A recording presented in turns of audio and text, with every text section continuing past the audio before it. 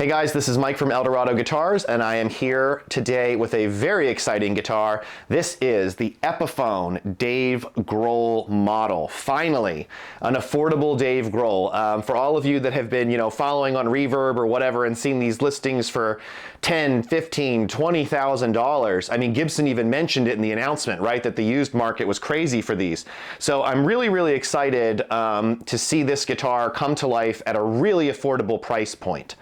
I also feel like I can provide some really unique opinions on this because I've owned two Dave Grohl guitars in the past. I've owned the gold Gibson Custom Shop one from 2012 or 14 or something, right?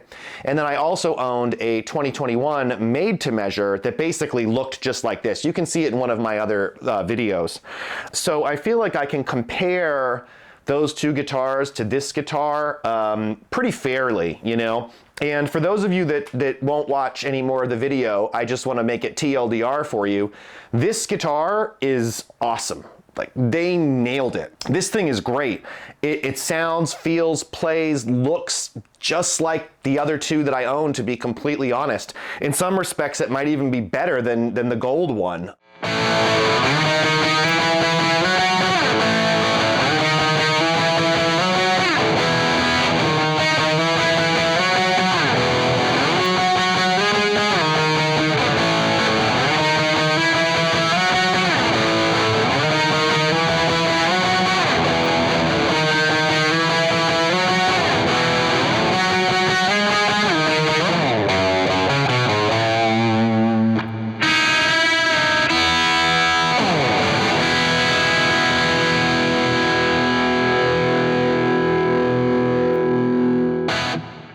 It just plays really easily.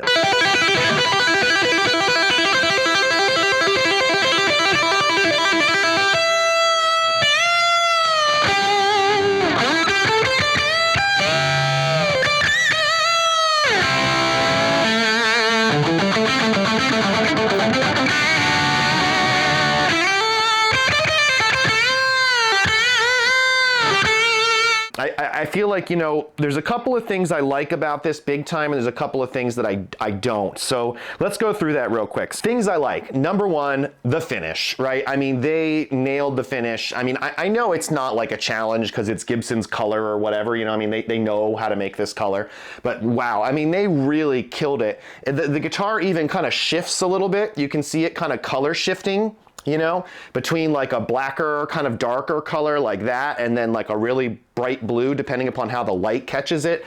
I can't find any issues or flaws in the finish whatsoever. I mean, I looked this thing over 4 or 5 times looking to see if I could find a flaw, and I can't find a single flaw. Likewise goes for the binding. The binding is flawless. I mean, the binding in the holes looks great. The binding on the sides looks great. I mean, the neck, there's no flaws of any kind. I have to admit, they really did an awesome job on the details on this. So really, that's the first thing, right? Is like the fit and finish on this thing is pretty awesome. If I just covered this up, right, you'd probably never know the difference, right? Except for a couple of features, which I'll get to in a second. So that's the first thing, is the fit and finish are awesome. Second thing I like about this guitar is the pickups. The inclusion of real Gibson USA Burstbucker 2 and 3 was a huge addition because, Epiphone usually ships with, let's be honest, like really shitty pickups or like rip-off versions that don't really sound very good. And these do not, right? These are real Gibson USA pickups. And I gotta admit, they sound really good. I was a little bit nervous about a Burstbucker 2 in the neck because it's a little bit of a hotter pickup than a Burstbucker 1, and I thought it might be a little muddy. But in this guitar, it really works.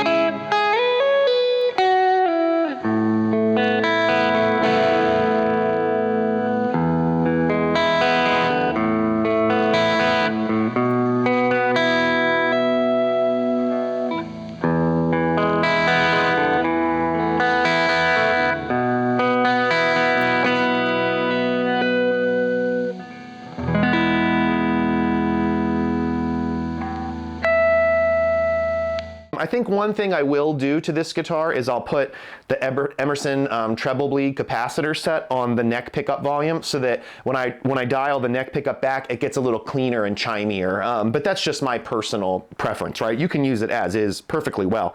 And then the Burst Bucker 3 in the bridge actually sounds really awesome.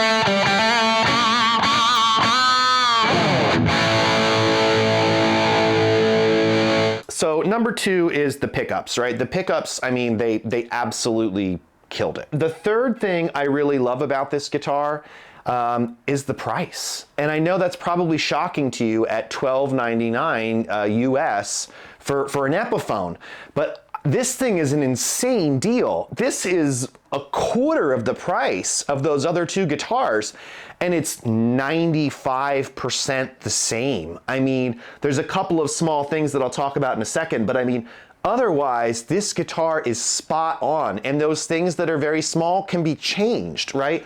So, I mean, they really killed it for that price point. And I know a lot of people are upset because, you know, they think it's a lot of money to pay for an Epiphone, and I guess it is, right? Like, I guess it is.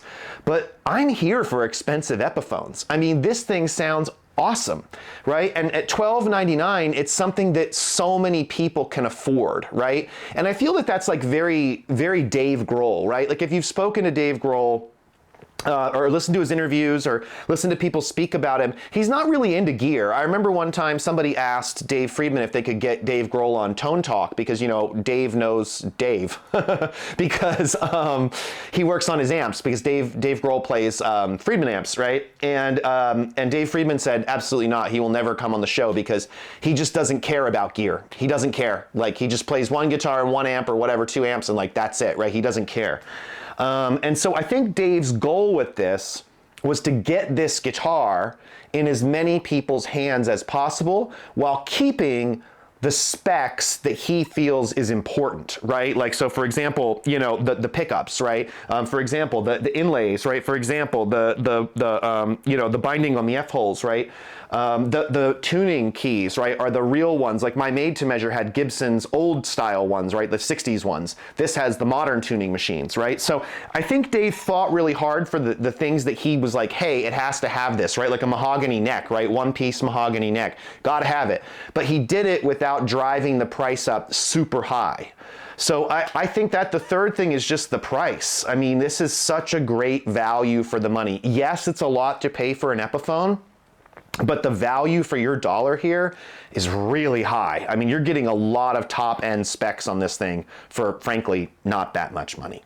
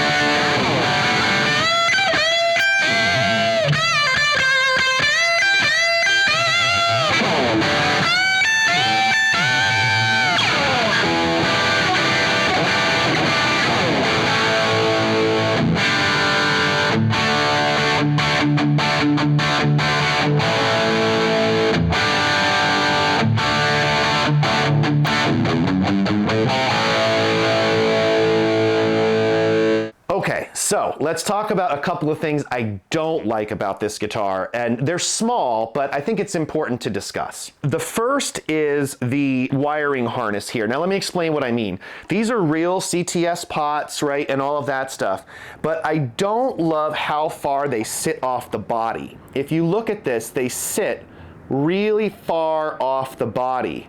My other two guitars didn't do that. The two custom shop ones, they were more flush with the body, like, you know, a Les Paul or an ES335 you would get from the custom shop.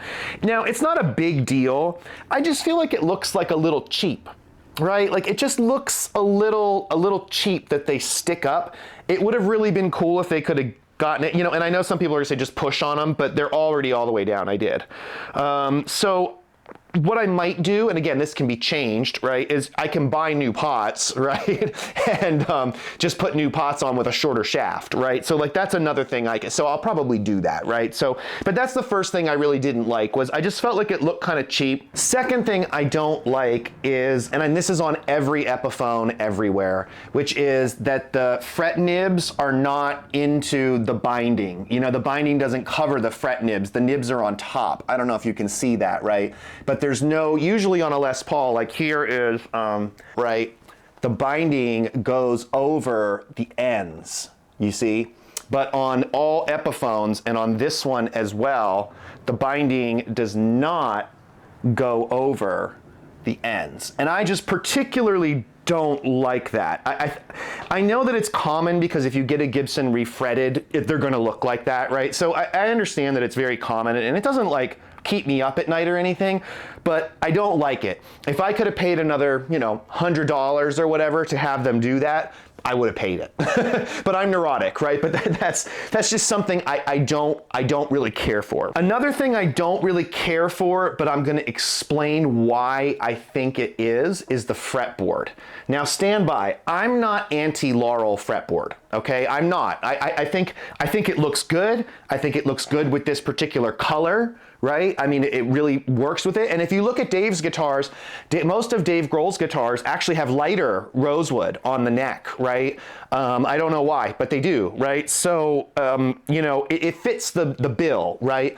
But that said, I really wish they would have done real rosewood instead of Indian Laurel, because it just feels like if I'm buying a premium product, and again, this is a premium product, not premium for the earth, but it's a premium for an Epiphone, right?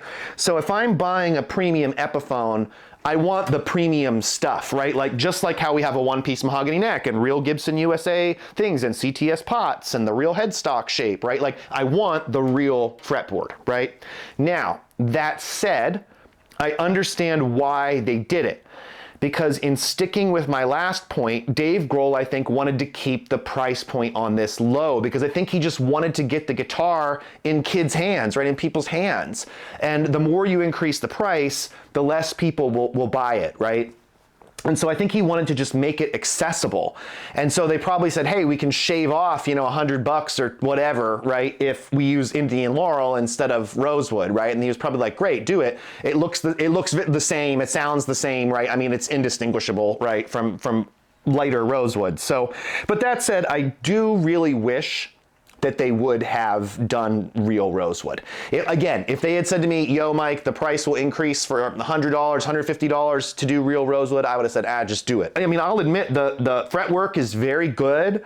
There's no sharp ends or anything. It's a very smooth feeling neck. I mean, the inlays are beautiful in the Laurel, right? And it is beautiful wood. I'm gonna put Fret Doctor on it. I haven't changed the strings on this or anything. It's totally as it was from the factory. I've not done anything, but I'm gonna put Fret Doctor on it, you know, the lemon oil, and I think it usually darkens up the fretboards a little bit. And in my experience also, Gibson's fretboards are usually very dry, like bone dry fretboards. But if you start putting Fret Doctor on it and you let it soak in for 15-20 minutes and you keep doing that until the wood won't soak anymore, it'll darken up a bit. So I'm hoping that's what happens with this one. And then the last thing that I don't like about this guitar, but again can be fixed, is the nut. Man, every Epiphone I've ever had, the nut sucks. And this one, unfortunately, is not really any different. I don't know what it is, if it's just plastic or what it is, I have no idea. It's not cut exceptionally well. If you press on the first and second frets on strings, the notes will go out of tune pretty significantly, which to me means that the nut is not cut properly.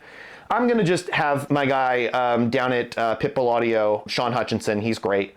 I'm just gonna have him replace it with a bone nut, and I guarantee you this thing will play and sound 1,000 times better. So again, a small fix, right? Very small, but you know, it's annoying, right? I mean, it's not something that I love. So I think that's really kind of about it. I mean, a lot of people are talking about the 3 bolts in the truss rod cover right here instead of 2.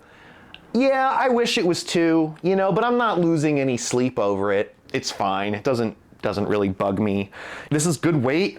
It's 8 pounds on the dot, which is exactly what my other 2 were. I know people want really light 335s, but both of the ones that I had, the Dave Grohl ones I had, both weighed almost exactly 8 pounds. So I don't know if that's something Dave requested or what, but it plays great. It sounds good. Maybe one other gripe I have is that the setup wasn't that great. The intonation's out a little bit. Neck relief is very good, and the actual action is pretty good. It's a little high for me. I probably might lower it. This guitar is still adjusting to the climate here, so I think the setup has changed a little bit, but the intonation is not very good. They did a good job on the action, and they did a good job on the neck relief, but the saddles here are not adjusted properly. But again, that's an easy fix, right? I can do that myself in 20 minutes, you know, with a strobe tuner and a little screw, right? So it's not, you know, it's not a big deal. So generally speaking, I mean, this guitar, I mean, if you're a fan of the Foo Fighters at all, you got to buy this thing. I mean, if you've wanted a really nice Gibson hollow body, you got to buy this thing. I mean, if you like bigger necks, you know, you got to buy this thing. I mean, the neck profile is just exactly what I remember the real Dave Grohl being. So just for perspective, the gold Dave Grohl I had this same neck profile, very big, very fat, really fills your hand. But bigger neck, man, bigger tone, right? So it sounds great. The made to measure I had a 63C, I think, on it, and it was a little thinner. It wasn't a slim taper, but it was thinner than a 59. And I gotta tell you, I actually prefer this neck. I don't know what it is. The older I've gotten, the more I've preferred fatter necks. I don't know what the deal with that is. When I was younger, all I wanted was the skinniest necks that existed. And now I want all the fat necks. So who knows? Maybe it's just a phase. You know, I don't know. But this thing sounds great. You know, it looks great. It feels great.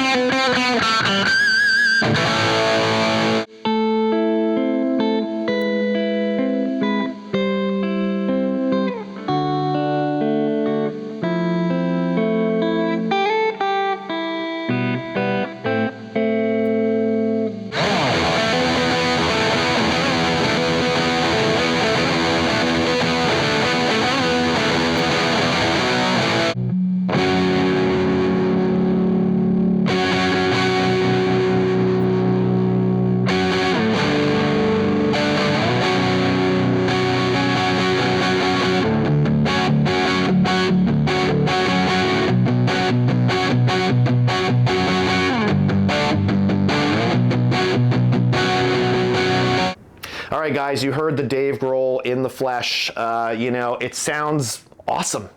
I mean, that was going through my AFD 100 right here on the number 34 mode, $12.99. I mean, this is one of the cheapest guitars in this room. I've got how many guitars in this room? Like 14 guitars or something in this room.